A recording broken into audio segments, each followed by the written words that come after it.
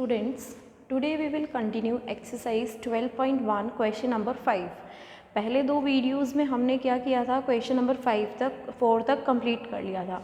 Now we will start our question number 5. Question number 5 क्या कह रहा है? You have to classify the expressions into monomial, binomial and trinomial.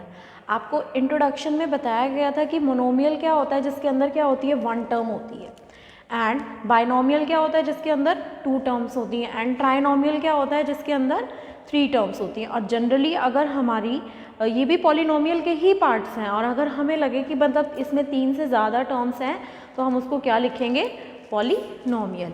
अब देखेंगे expressions ये थे हमारे. देखिए फर्स्ट एक्सप्रेशन है 4y माइनस 7z. इसके अंदर क्या है, दो टर्म्स हैं, एक ये वाली और एक ये वाली. तो इसको हम क्या लिख देंगे कि ये क्या है, बाइनोमियल. इसके बाद ये क्या है, वाई स्क्वायर क्या है, मेरी सिंगल टर्म है, so you can write it as monomial.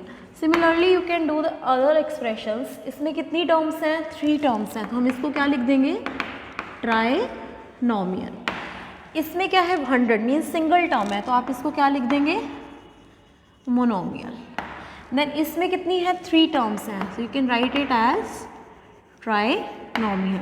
इसमें 2 टर्म्स हैं तो हम इसको क्या लिख देंगे, बाइनोमियल.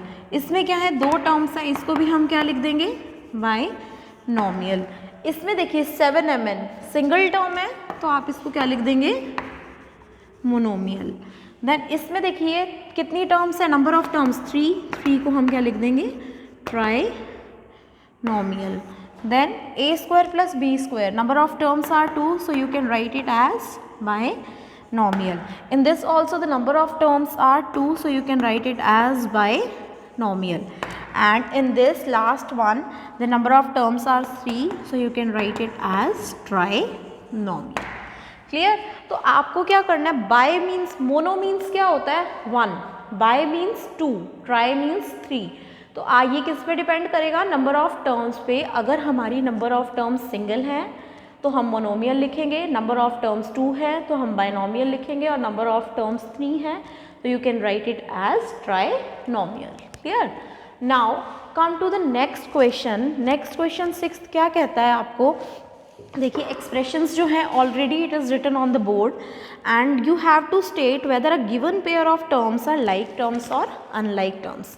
तो सबसे पहले तो हमें ये पता होना चाहिए कि लाइक टर्म्स और अनलाइक टर्म्स हमारी होती कौन सी हैं. लाइक टर्म्स हमारी वो टर्म्स होती हैं जिनके एल्जेब्रिक फैक्टर्स जो होते हैं वो क्या होते हैं, सेम होते हैं. और अनलाइक टर्म्स हमारी कौन सी होती हैं, जिसके जो एल्जेब्रिक फैक्टर्स हैं वो सेम नहीं होते हैं. तो आप क्या लिखेंगे, देखिए 1 और 100 एल्जेब्रिक फैक्टर दोनों क्या हैं, सेम है इसके अंदर, मीन्स x की पावर 0 लिख सकते हैं हम, y की पावर 0 लिख सकते हैं, साथ में जब कुछ भी नहीं है, क्योंकि anything raise to the power 0 is 1. तो ये क्या है, हमारी लाइक टर्म्स हैं. क्यों है like terms, because algebraic factors are same. अब इसके अंदर देखेंगे हम लोग -7x 5/2x, ये भी क्या है, मेरी x और x दोनों क्या है, ये एल्जेब्रिक फैक्टर है x, इसका भी x है, इसका भी x है. इसका मतलब एल्जेब्रिक फैक्टर्स क्या आ गए, सेम आ गए. तो ये भी क्या होंगी, like terms, because algebraic factors are same. जो मैंने ऊपर लिखा वही मैं यहाँ लिख दूँगी. अब देखिए नेक्स्ट वाले का क्या है, एल्जेब्रिक फैक्टर इसका x है और इसका क्या है, y है. तो दोनों अलग अलग हो गए हमारे, तो हम इसमें क्या कर लिख देंगे, these are unlike terms because algebraic factors are not same.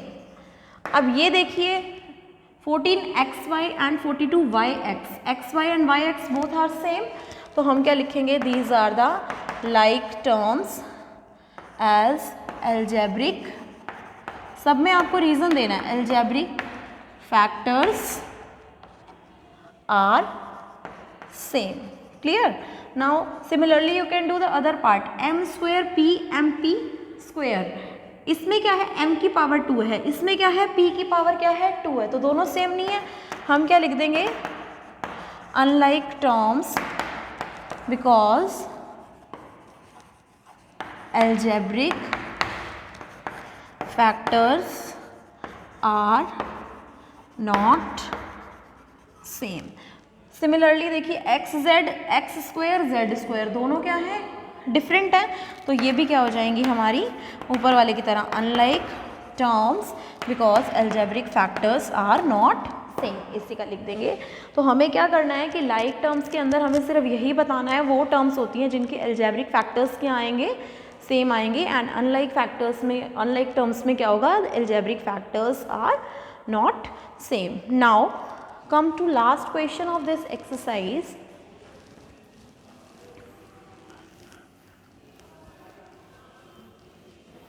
Question number 7।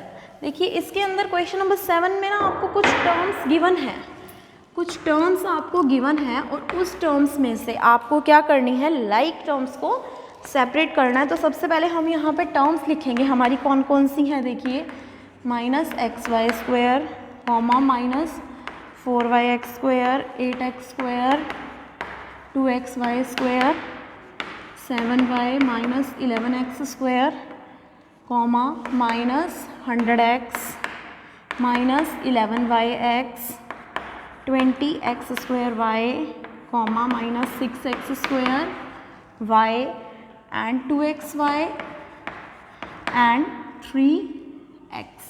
ये क्या है, नंबर ऑफ टर्म्स है। ठीक है, सबसे पहले आप क्या करेंगे, नंबर ऑफ टर्म्स को काउंट कर लीजिए कि कितनी नंबर ऑफ टर्म्स ये हमारी गिवन है। देखिए 1 2 3 4 5 6 7 8 9 10 11 12 एंड 13। जब हम लाइक टर्म्स को सेपरेट कर देंगे बाद में भी हम काउंट कर लेंगे कि क्या ये सेम आ रही है या हमारी कोई टर्म छूट तो नहीं गई है। तो हम क्या करेंगे, देखिए सबसे पहले एक्स वाई स्क्वायर वाले को देख लीजिए, कोई देखिए माइनस एक्स वाई स्क्वायर, और भी कोई है, देखिए माइनस एक्स वाई स्क्वायर, एक तो ये है हमारा, उसके बाद देखिए ये रहा कॉमा 2xy स्क्वायर। क्या और भी कहीं पे एक्स वाई स्क्वायर है, नहीं है। Now come to minus x square y वाले पे आ जाइए, देखिए माइनस 4yx स्क्वायर।